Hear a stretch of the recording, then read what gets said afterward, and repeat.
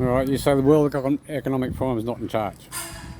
All right, so you've heard about their program, the Youth Global Leaders Youth Program? No.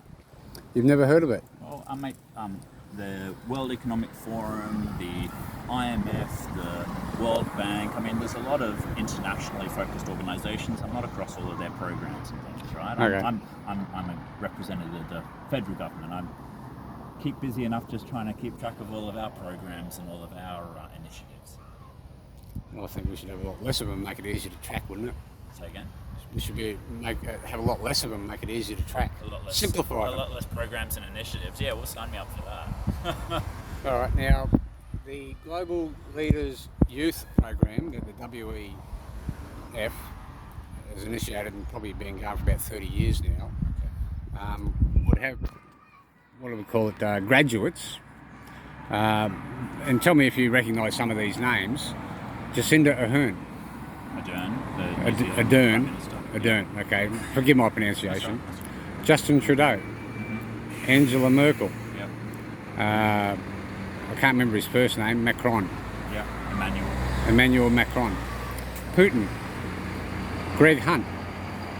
And like the list is astounding. Now, does it seem coincidental to you that these people are the ones, apart from Putin, because you don't hear much about what's going on behind that red curtain, these people are the ones who are fervently and feverishly pushing the vaccine agenda? Yeah. No, well, I guess it depends. I mean, can I say there's a lot of programs run by a lot of different organisations, parts of the UN, charities like Save the Children and whatever else that pretty regularly round up aspiring or young generations of politicians and take them on a bit of a tour for a few days here or a week there to tell them what they're about, and they give them a certificate at the end and say, yeah, you came along to our course. It doesn't mean that they've necessarily indoctrinated those participants or sworn them into some sort of, I don't know, worldview or something like that. So when Klaus Schwab, from his own lips on the video, and I could probably find it within a short time if you really wanted to, Sure. He literally says that he has half the Canadian cabinet on his site, and he's basically in his pocket doing what he wants. Right. So if he's that's a damning indictment on Canadian democracy, then. If right, if voters voted for people that aren't true to their sovereign interests. That's right. That's treason, isn't it? Well, potentially. Right. Now, I basically heard him. Well, not basically. I did hear him say that from his own lips. Yeah. And then you've got one of the Canadian members of Parliament standing up in Parliament asking about the video that I'm talking about. He's obviously seen it, and he's asking the Mr. Speaker, whoever that dickwit is in the middle of the floor, going, look, Klaus Schwab has said this. We would like to know the names of those people. Yeah.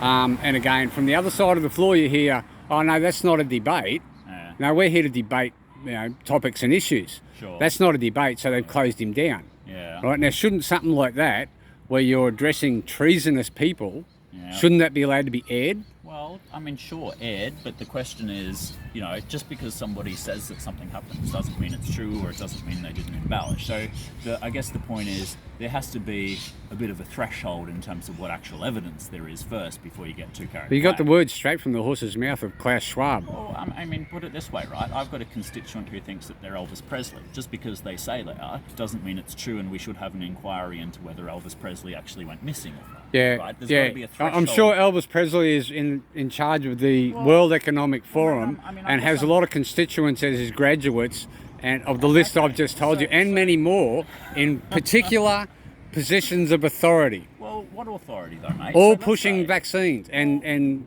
no. calling other people conspiracy theorists. You remember that, Trevor? Conspiracy theorists? Calling people names like that. That's just demeaning. Because you called me that last time on the last video. Oh, I did not. Go look at my fucking video, pal. Yeah. I'm sure it's on YouTube. I'm sure that I didn't call you a conspiracy theorist. I'm pretty confident about that. I don't think I've ever called anyone a conspiracy theorist. But I might have said that something that you were talking about sounded a lot like a conspiracy theory. That's not the same thing as saying that you're one. But when people come up and they say, hey, Trevor, I heard something on the internet, does that mean that I have to drop everything and immediately investigate it? That's the question I think that I was asking. It depends on how important it is. Correct. Like if you're talking about Say for instance, he's got half of Australian Parliament. Like Greg Hunt's obviously in there with him, and he's probably nobbing him behind the closed doors. But if you got something that drastically treacherous and treasonous, shouldn't it be investigated? This is why, Ross, I encourage you to get more rather than less involved in civic life, right? Because the more that you're involved, the more you realise lots of people say lots of stuff. Okay, they do. And I was just showing you a video of words from Klaus Schwab's main man. I know, mate. I know. And I guess what I'm saying is, every fortnight or so you come and tell me something that you think is the most important priority in the world. I think last time round you said that some Australian police deployed some sort of weapon and whole lots of people were getting sick. LRAD. Well, I haven't seen, anything further come out about those sicknesses and whatever else. So I'm pretty sure that was a whole lot of stuff that steamrolled from next to nothing into something on the internet and didn't end up being as true as some of the claims that were circulating All right. at the time. Well, apart from you being And so I guess what I'm saying at the moment is, just because somebody's turned up and they've said something on the internet and it must be true. Let's say even world leaders, of actual governments as opposed to just forums and associations, even they say some pretty outrageous stuff sometimes. It doesn't necessarily mean that they're not exaggerating or that they're not gilding the lily. Just because somebody says, oh, I've got a whole lot of people that listen to me and in my pocket, doesn't mean it's actually true. But, I'm sure that the Canadian government, not that I'm a part of it, but I'm sure that they've got some processes for figuring out if that is true or not. Well, let's put it this way. Do you think it's really fair that the Prime Minister of Canada closed down a peaceful assembly of truckers by closing their bank accounts? Mate, I don't know. But I'll tell you something. The start of the video that you were showing me just before, the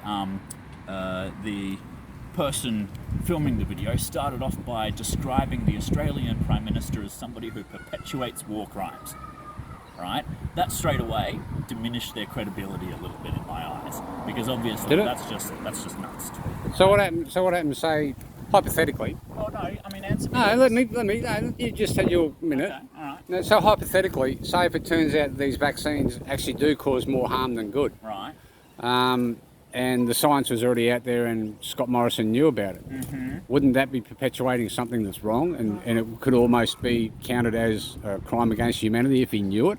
I think you'll find that the evidence as it comes out, I mean, the federal government in terms of our decision making has released all of the advice and the science and the modelling that we've done. So the Doherty... Send me a link. You've got my phone number. Send me a link for that. Doherty Institute. How about you Google search Dr. Robert Malone as what the inventor of the mRNA process and what he says.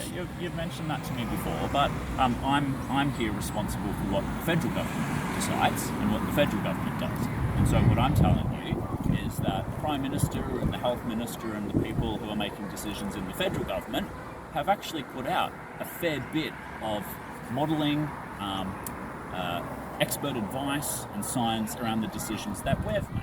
Now that's the same can't necessarily be said of lots of the state governments in terms of their various restrictions and things, but you've asked me to justify some decisions that we've made and asked what the evidence is for it, and I've said we've actually published it. Okay, so that's my job to know. You do know that an American judge has ordered Pfizer to release all their studies and before the vaccine was released, and some of it's coming out as pretty damning. Well, that'll be for judges and experts to look at, right? All right, that'll do it.